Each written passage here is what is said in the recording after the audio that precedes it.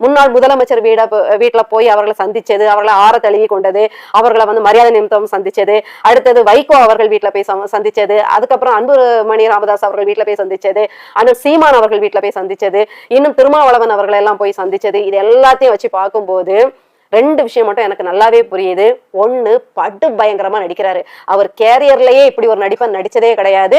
கேரியர்ல விட்டுட்டு வந்த பிறகு படு பயங்கரமா நடிக்கிறாரு அப்படிங்கிறது நல்லா புரியுது. ரெண்டாவது, என்ன அவர் சொல்ல வராரு அவருடைய செயல்பாட்டுல அப்படின்னு நான் புரிஞ்சுக்கிறேன்னா, என்னதானே சின்ன பையன் சொன்னீங்க, நான் எல்லாம் ஜெயிப்பனான்னு சொன்னீங்கல்ல, நான் நடிகன்னு சொன்னீங்கல்ல, நான் வந்து இந்த சீட்ல உட்கார மாட்டேன்னு சொன்னீங்களே, இப்ப பாத்தீங்களா தம்பி, அந்த பக்கம் போ இந்த பக்கம் போ, இல்லைன்னா அவ்வளவுதான் அப்படின்லாம் கடுமையா சொன்னீங்கல்ல, இப்ப பாருங்க நான் வந்து உங்க முன்னாடி கெத்தா நிக்கிறேன், நீங்க என்ன ஆற தழுவிதான் ஆகணும்ட்டு ஒரு ஆன்டி ஹீரோ தனம் பண்ற மாதிரியே எனக்கு தோணுது. ஒரு வெளியில கோட் சூட் போட்ட ஒரு நல்ல ஹீரோ மாதிரியும் கதாநாயகன் மாதிரியும் உள்ளுக்குள்ள ஒரு உறங்கிட்டு இருக்க ஒரு சைக்கோத்தனமான வில்லத்தனத்தையும் தான் என்னால பார்க்க முடியுது.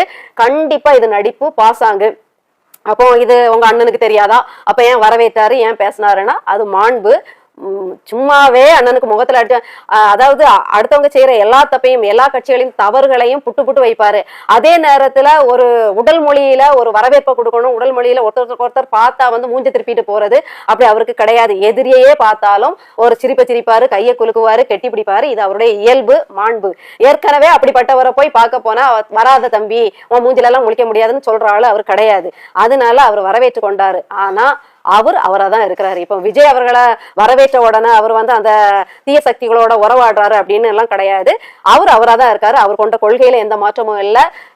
யாரை எதிரியா பாவிக்கணுமோ எதிரியா பாவிப்பாரு, யாரு பகைவனா பார்க்கணுமோ பகைவனா பார்ப்பாரு, யாருக்கு என்ன அரசியல் பதிலடி கொடுக்கணுமோ அரசியல் நகர்வுல அவரு கை தேர்ந்த ஆளாதான் இருப்பாரு. அரசியல்ல நீங்க என்ன தப்பு செஞ்சாலும், நாடு நாட்டு மக்கள் அரசு நிர்வாகம் இதுகள்ல நீங்க தப்பு செஞ்சா தோல் உரிச்சு காட்டுவாரு. அதே நீங்க இறங்கி வீதியில நடந்துங்கன்னா இல்ல ஒரு பொதுக்கூட்டத்துல வந்தீங்கன்னா பழகுவாரு, பாப்பாரு, பேசுவாரு, சிரிப்பாரு. அதுல எந்த மாற்றமும் ஒரு நாளும் இருக்க போறல.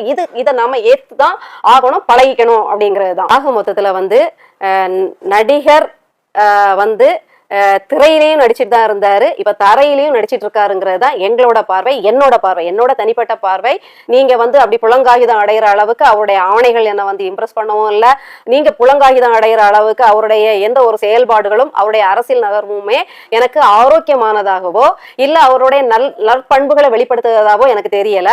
அவர் வந்து அபட நாடகத்தை நடத்துறாரு. அப்படியே திமுகவின் நீட்சியா, திமுக என்னென்ன காய்களை வந்து அழகா நகர்த்துமோ அதை விட ஒரு ஸ்டெப் மேலவே போய் படு பயங்கரமான நகர்வுகளை நகர்த்திட்டு இருக்காருன்னு தான் தோணுது. ஆனா வரப்போற காலங்கள் இன்னும் படு பயங்கரமா இருக்கும்.